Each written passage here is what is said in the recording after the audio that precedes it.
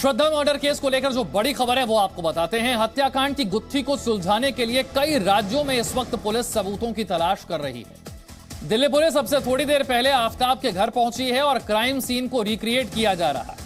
Crime scene को recreate कर यह समझने की कोशिश की जा रही है कि घटना किस तरह से हुई, इस वारदात को आफताब ने कैसे अंजाम दिया, जिस वक्त यह वारदात हुई उस वक्त वहां पर किस तरह की परिस्थितियां थी और श्रद्धा के मर्डर के बाद किस तरह से लाश को ठिकाने लगाने की कोशिश की गई। जो जानकारियां सामने आई हैं, जो बातें आफताब ने कबूल की हैं पुलिस के सामने, क्या वाकई ऐसा ही हुआ था? क्राइम सीन को रिक्रिएट करके पुलिस उस पूरे घटनाक्रम को समझना चाहती है। अगले 24 घंटे में आफताब का नार्को टेस्ट भी होने वाला है। श्रद्धा के दोस्तों के बयान पहले ही दर्ज कर लिए गए हैं। श्रद्धा के फोन की तलाश की जा रही है। शव के कुछ टुकड़े बरामद किए गए हैं, हालांकि इसकी पुष्टि होना अभी बाकी है कि वो शव के टुकड़े श्रद्धा के ही हैं। ये लोगों को हर रोज जरूरत पड़ने वाली लॉन्ड्री बिजनेस शुरू करके महीने का 3 लाख फायदा बनाते हैं। आपको करना है तो फ्रीडम ऐप को अभी डाउनलोड कीजिए। दिल्ली के मेहरौली इलाके के गली नंबर D1 में मौजूद हूं, जहां आरोपी आफताब ने श्रद्धा के कई टुकड़े किए थे और इसकी जांच लगातार चल रही थी। लेकिन आज सुबह फिर से एक बार बड़ी टीम दिल्ली पुलिस की यहां पर पहुंचती है और एक पूरा काफिला होता है। इस गली से वो टीम जो है एंटर करती है और ये जानकारी है कि उस गाड़ी में जो आरोपी आफताब है वो भी हो सकता है, क्योंकि एक के बाद एक कई गाड़ियां थी। आगे जो गाड़ी थी वो एसएचओ की थी और पीछे जो गाड़ी थी वो एसीपी रैंक के अधिकारी की गाड़ी थी और उसके पीछे और गाड़ियां थी। और जैसे ही टीम यहां से एंटर की है उसके बाद में यहां तमाम जो दिल्ली पुलिस का स्टाफ है वो यहां पर मौजूद है और मीडिया को जाने से यहां अंदर मना किया गया है। और यहां अगर आप देखेंगे गली नंबर D1 छतरपुर पहाड़ी 60 फुटा रोड, यही वो गली है जिस गली में जाकर के जो आफताब है आगे जो कि किराए के मकान में रहता था। और जिस तरीके से दिल्ली पुलिस की जो टीमें हैं, दिल्ली के अलावा जो अन्य राज्य हैं जिसमें हिमाचल, उत्तराखंड, मुंबई और गुरुग्राम में अलग अलग टीमें जो हैं लगातार काम कर रही हैं, वहां से जो दिल्ली पुलिस की टीम को जो लीड मिली है, इनपुट मिले हैं, तमाम जो एविडेंस वहां से मिले हैं, वहां जो श्रद्धा के दोस्त हैं उनके जब स्टेटमेंट लिए गए, उनसे जो जानकारी मिली है, उसके बाद में ही पुलिस जो है फिर से एक बार जो है यहाँ पर इन्वेस्टिगेशन करने के लिए पहुंची है। और ये भी जानकारी है कि उस गाड़ी में जो एफएसएल की टीम है वो भी हो सकती है, क्योंकि एक के बाद एक कई गाड़ियां थी जिसमें 4 से 5 गाड़ियां थी और फिर निकलने के बाद यहाँ से गई है। तो अब इस पूरे मामले में जो जाँच है वो तेजी से आगे बढ़ रही है और दिल्ली पुलिस लगातार जो सबूत है उसको इकट्ठा करने की कोशिश कर रही है, क्योंकि जिस तरीके से आरोपी आफताब के अब तक ना ही वो खून के धब्बे वाले जो कपड़े थे जिस दिन ये मर्डर किया गया उस दिन जो उसने पहने थे, और इसी के साथ में जो श्रद्धा है उसके कपड़े भी बरामद नहीं हुए हैं। मुंबई में जो टीम पहुंची हुई है वो श्रद्धा का जो मोबाइल फ़ोन है उसको भी रिकवर करने की आज कोशिश करेगी, जहां पर आरोपी आफताब ने बताया कि उसने वो मोबाइल फ़ोन फेंका है लेकिन जो डाटा है वो उसने डिलीट कर दिया है। और इसी के साथ में एक टीम जो है दिल्ली पुलिस की, क्योंकि आरोपी आफताब ने इस हत्या की वारदात को अंजाम देने से पहले तमाम इंटरनेट पर जाकर के पूरा सर्च किया था कि आखिरकार पुलिस से कैसे बचा जा सकता है, कैसे इसके टुकड़े किए जा सकते हैं और कैसे इसको डंप किया जा सकता है। तो तमाम ऐसी बातों को सर्च किया तो दिल्ली पुलिस साइबर जो कि द्वारका में ऑफिस है, वहां की एक स्पेशल टीम जो है वो पूरे इस सर्च हिस्ट्री जो है उसको खंगाल रही है।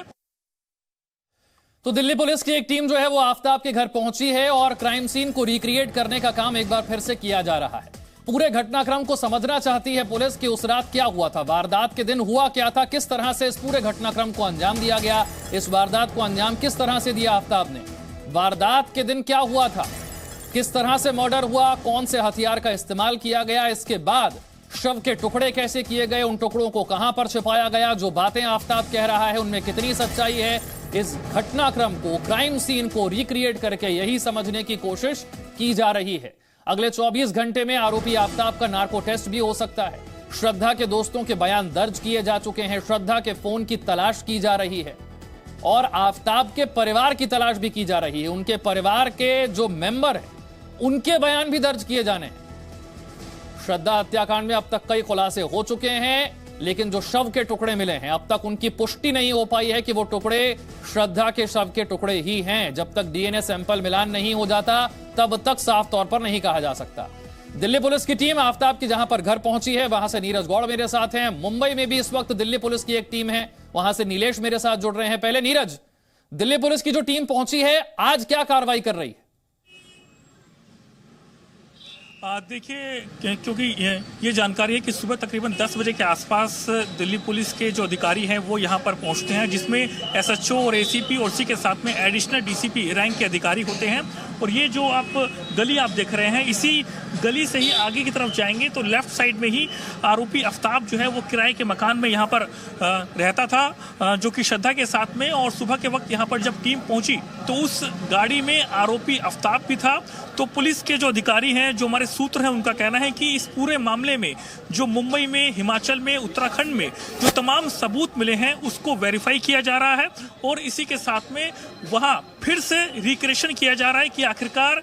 जो आरोपी आफ्ताब है उसने कैसे श्रद्धा की हत्या की थी। और ये भी जानकारी है कि पुलिस के साथ में एफएसएल के जो सीनियर अधिकारी हैं, जो कि इस पूरे मामले में एक्सपर्ट होते हैं, उनको यहाँ पर लाया गया है, क्योंकि पुलिस के पास से जो अभी तक ठोस सबूत होने चाहिए वो पुलिस को नहीं मिले हैं। तो पुलिस की कोशिश लगातार ये है कि इस पूरे मामले में जो एविडेंस है ज़्यादा से ज़्यादा उनको इकट्ठा किया जा सके, तो उसकी कोशिश पुलिस की तरफ से लगातार की जा रही है। और इसी को लेकर के पुलिस यहाँ पर पहुंची है और लगातार पुलिस जो है हिमाचल में, उत्तराखंड में जहाँ जहाँ जाकर के आरोपी आफ्ताब श्रद्धा के साथ रुका था, जिस होटल में, वहां पर भी पुलिस पहुंची थी। वहां लोगों से जो कि होटल के मैनेजर हैं, उनका स्टेटमेंट रिकॉर्ड किया गया था कि दोनों के बीच किस तरीके का बिहेव था, क्या वहां पर भी कोई झगड़ा हुआ था। वहां का जो सीसीटीवी फुटेज है उसके जो कि डीवीआर है उसको भी पुलिस ने अपने कब्जे में लिया है। और इसी के साथ मुंबई में आज जो कि श्रद्धा के और इसी के साथ आफ्ताब के जो करीबी लोग हैं और इसी के साथ में जो आरोपी आफ्ताब के जो परिवार के लोग हैं, उनसे भी पुलिस मिलेगी, उनसे भी पुलिस पूछताछ करेगी। और सबसे बड़ी बात तो यह है कि इस पूरे मामले में आरोपी आफ्ताब ने जो श्रद्धा का मोबाइल फोन मुंबई में फेंका था वो पुलिस को अब तक बरामद नहीं हुआ है, तो उसको भी रिकवर करने की कोशिश पुलिस की तरफ से की जाएगी। लेकिन अभी लगातार जो पुलिस है, जो कि हमारे सूत्र हैं, उनका ये कहना है कि आरोपी आफ्ताब को उसी कमरे में पुलिस ने रखा है और उसे उसी कमरे में पूछताछ की जा रही है। ये भी जानकारी है कि आरोपी आफ्ताब ने श्रद्धा को बाथरूम में जो शव के टुकड़े थे, करीब 35 टुकड़े किए थे, उसके बाद में जो खून निकल रहा था उसको काफी पानी के जो है सारे उसको बहा दिया था। वो जो पाइपलाइन है उसमें भी ठीक है, कई और चीजों की तलाश है जो आफ्ताब के घर से मिल सकती हैं और इसीलिए दिल्ली पुलिस की टीम आफ्ताब के घर पहुंची है। मुंबई चलते हैं, दिल्ली पुलिस की एक टीम मुंबई में भी है। मुंबई में कार्रवाई को आगे कैसे बढ़ाया जा रहा है, कौन सी चीजों की तलाश वहां पर हो रही है जो इस केस की गुत्थी को सुलझाने में मदद कर सकती है, यह समझते हैं नीलेश से। नीलेश। जी विशाल, आपको बता दें कि मुंबई में आज दिल्ली पुलिस की टीम का तीसरा दिन है और लगातार तीसरे दिन भी जो दिल्ली पुलिस है वो लगातार आफ्ताब के करीबी और श्रद्धा के करीबियों से लगातार पूछताछ कर रही है, उनके बयान दर्ज कर रही है। अभी इस वसई पुलिस स्टेशन से ठीक बाहर ये क्राइम ब्रांच का ये ब्रांच है पुलिस स्टेशन, जहां से अब से थोड़ी देर पहले 2020 में जो आफ्ताब और श्रद्धा जिस घर में रहा करती थी, उनकी मकान मालिक यहां से अपना बयान दर्ज कर निकली है। और अभी भी अंदर दो ऐसे व्यक्ति मौजूद हैं जो कि उस सोसाइटी के पदाधिकारी हैं जहां पर आफ्ताब के माता पिता कई वर्षों तक रहा करते थे। तो फिलहाल लगातार दिल्ली से मुंबई पहुंची जो पुलिस टीम है वो जो सबूत है वो इकट्ठा कर रही है, जो बयान है वो दर्ज करवाए जा रहे हैं। जिस प्रकार दिल्ली की तरफ पुलिस कई लीड्स हासिल कर रही है, तो वहीं मुंबई की तरफ भी जो फ़ोन है श्रद्धा का जो बताया गया था आरोपी आफ्ताब की तरफ से कि उसने चलते ट्रेन से फेंक दिया था, उसे भी रिट्रीव करने की कोशिश की गई है। वैसे ही अब मुंबई में जितने भी करीबी हैं, चाहे वो श्रद्धा के करीबी हों या आफ्ताब के करीबी हों, उन्हें लगातार इस क्राइम ब्रांच में बुलाया जा रहा है। लगातार उनके जो बयान हैं वो दर्ज करवाए जा रहे हैं और श्रद्धा के हत्याकांड में जुटे हुए जो भी सबूत हैं या जो भी गवाह हैं उन्हें इस ब्रांच में बुलाकर उनके लगातार बयान दर्ज करवाए जा रहे हैं और ये समझने की कोशिश की जा रही है कि आखिर आफ्ताब ने ये जो पूरी घटनाक्रम को अंजाम दिया है ये सोची समझी साजिश थी क्या, उसके पीछे उसकी एक लंबी प्लानिंग थी कि उसे मुंबई से दूर जहां उनके सभी साथी रहते हैं वहां से दूर उसे दिल्ली ले जाया जाए और पूरी इस हत्याकांड को जो है घटित किया जाए। अब इसी पूरी कड़ी को जोड़ते हुए जो विभिन्न पात्र हैं इस पूरी कहानी में उन्हें लगातार जो पुलिस डिपार्टमेंट है वो अपने पास बुलाकर उनके लगातार जो बयान है वो दर्ज करते हुए हमें नजर आ रही है और लगातार आज ये तीसरा दिन है और आज ये जानकारी मिल रही है कि दिल्ली से एक और टीम यहाँ पर पहुंची है जो विशेष तौर पर जो श्रद्धा का सेलफोन है उसकी तलाश कर रही है क्योंकि उस सेलफोन में कई सारे ऐसे राज हैं जो इस पूरे हत्याकांड में एक अहम सबूत एक अहम कड़ी के तौर पर पेश हो सकते हैं। आफ्ताब के परिवार को लेकर जानकारी क्या मिली है, क्या किसी से संपर्क हो पाया है क्योंकि उनके भी बयान दर्ज किए जाने हैं? जी बिल्कुल विशाल, इस पूरे हत्याकांड में अब तक जो पूरे सिनेरियो से नदारद हैं वो है आफ्ताब के माता पिता, उसके जो करीबी हैं। हालांकि उसके एक साथी का जो वीडियो संदेश है वो हमने अपने दर्शकों तक पहुंचाया जिसमें वो भी इस बात को व्यक्त करता हुआ नजर आ रहा है कि आफ्ताब जिस तरीके से हत्याकांड को अंजाम दिया वो बेहद ही हैरान करने वाला है। लेकिन आफ्ताब के परिवार कहाँ पर हैं, उसके माता पिता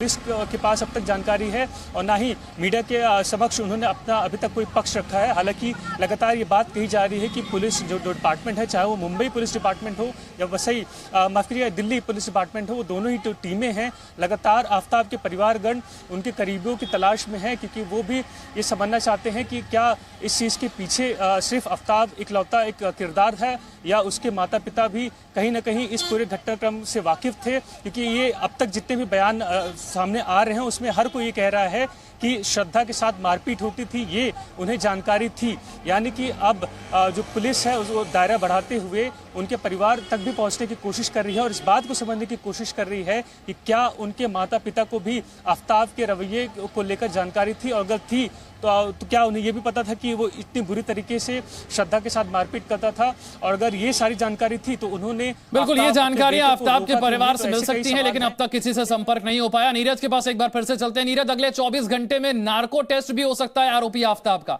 इसे लेकर क्या जानकारी है और सवालों की लिस्ट तैयार है क्या?